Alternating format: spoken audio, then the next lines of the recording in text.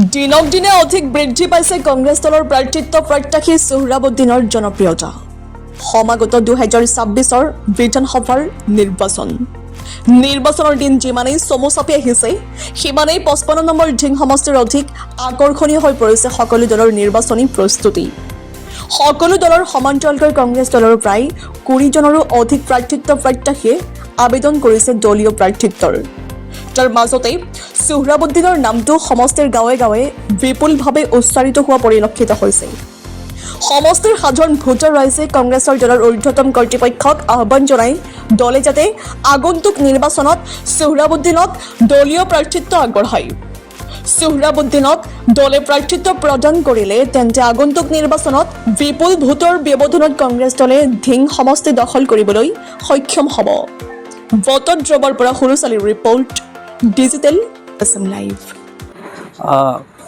কংগ্ৰেছৰ বিধায়ক হিচাপে আমি আমাৰ লোকেল মানুহ যিজন সোহৰাবুদ্দিন নামৰ মানুহজনকে পচন্দ কৰিছোঁ, কাৰণ তেওঁ আমাৰ লোকেল মানুহ, দুখীয়াক খুব সহায় সাহাৰ্য কৰি থাকে।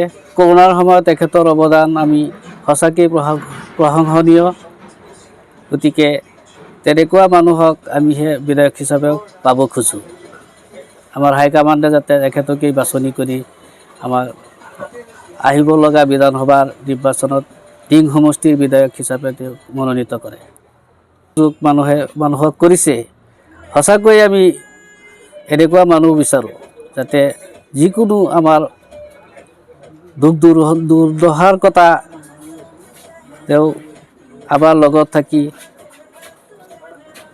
সকলো মানুহক সহায় সহযোগ কৰি আহিছে আৰু বিধায়ক হোৱাৰ পিছতো আশা কৰোঁ তেখেতে বহুত সহায় সহযোগ আমাক কৰিব। এই জেগাখনৰ নাম কি?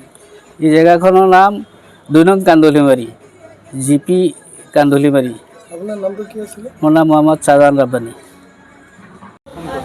আসসালামু আলাইকুম, মোৰ নাম ইমৰান হুছেইন আনচাৰী, গাঁও 2 নং কান্দুলিমাৰী। ইতিমধ্যে দেখা গৈছে যে আমাৰ ঢিং সমষ্টিৰ কাৰণে প্ৰায় 40 জন প্ৰাৰ্থিত্ব প্ৰত্যাশী। তাৰ ভিতৰত আমি ভাবোঁ যে সোহৰাবুদ্দিন দাক যদি টিকেটটো দিয়ে তেনেহ'লে বিপুল ভোটত জয়যুক্ত হ'ব বুলি আমি আশাবাদী। আৰু ঊৰ্ধ্বতম কৰ্তৃপক্ষক আমি এইটোৱেই জনাওঁ যে তেওঁলোকে যাতে এইবাৰৰ কংগ্ৰেছৰ টিকেটটো যাতে সোহৰাবুদ্দিন দাক দিয়ে, এইখিনি কৈয়ে মই তেখেতক আমি ভালদৰে জানো।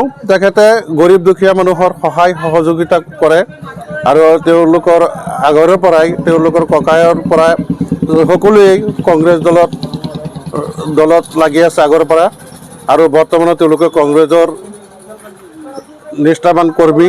আৰু সেইকাৰণেই আশা কৰোঁ সোহৰাবুদ্দিন দাক যদি আপোনাৰ ঊৰ্ধ্বতম কৰ্তৃপক্ষই চিন্তা চৰ্চা কৰি ঢিং সমষ্টিত এইবাৰৰ টিকেটটো দিয়ে তেনেহ'লে বিপুল ভোটত জয়যুক্ত হ'ব বুলি মই আশাবাদী।